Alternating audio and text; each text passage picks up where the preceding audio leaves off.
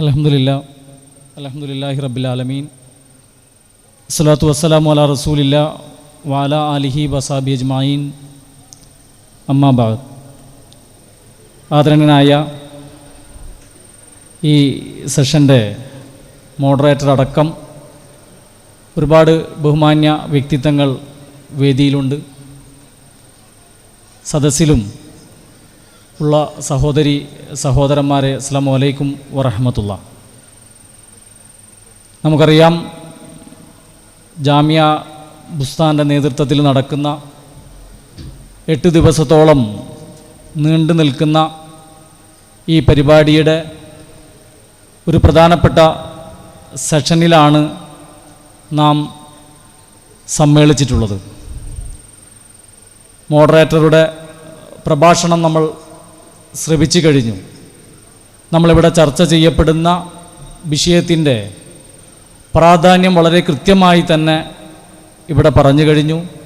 ഇനിയും ഒരുപാട് പ്രഭാഷണങ്ങൾക്ക് കാതോർത്തിരിക്കുകയാണ് നമ്മൾ. ആ സമയത്ത് ആശംസാ പ്രസംഗങ്ങളൊക്കെ ഒരു അനുചിതമാണെന്ന് നമുക്കറിയാം. എന്നാലും അതിൻ്റെ ഒരു രീതിക്കനുസരിച്ചുള്ള കാര്യങ്ങളാണ് ഇതിൻ്റെ ആശംസകളും കാര്യങ്ങളൊക്കെ എന്നുള്ളത്. എന്തായാലും ധാർമ്മികമായ വീണ്ടെടുപ്പിന് യുവതയുടെ കരുത്ത് എന്നതാണ് നമ്മൾ ഇന്നിവിടെ ചർച്ച ചെയ്യപ്പെടുന്ന പ്രമേയം.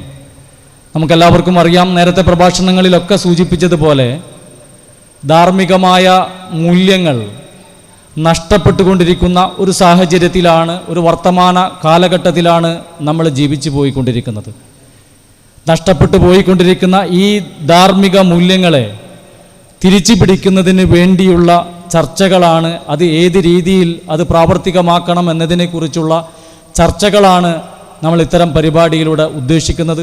അത്തരം ചർച്ചകൾ നമ്മൾ സമൂഹത്തിലേക്ക് എത്തിക്കുകയും ധാർമ്മികമായ മൂല്യങ്ങൾ തിരിച്ചു പിടിക്കുന്നതിനുള്ള പ്രവർത്തനങ്ങളുമായി യുവാക്കൾ മുന്നിട്ടിറങ്ങുകയുമാണ് വേണ്ടത് എന്ന് മാത്രം പറഞ്ഞുകൊണ്ട്, ഇതിൽ പ്രത്യേകിച്ച് അരനൂറ്റാണ്ടിലേറെയായി നമ്മുടെ പ്രദേശത്ത് അല്ലെങ്കിൽ നമ്മുടെ ഈ സമൂഹത്തിൽ ധാർമ്മികമായ മൂല്യങ്ങൾ ഉയർത്തിപ്പിടിച്ചുകൊണ്ടാണ് നമ്മുടെ ബുസ്താനുൽ ഉലൂം ജാമിയ ബുസ്താൻ അതിൻ്റെ പ്രവർത്തനവുമായി മുന്നോട്ട് പോയിക്കൊണ്ടിരിക്കുന്നത്.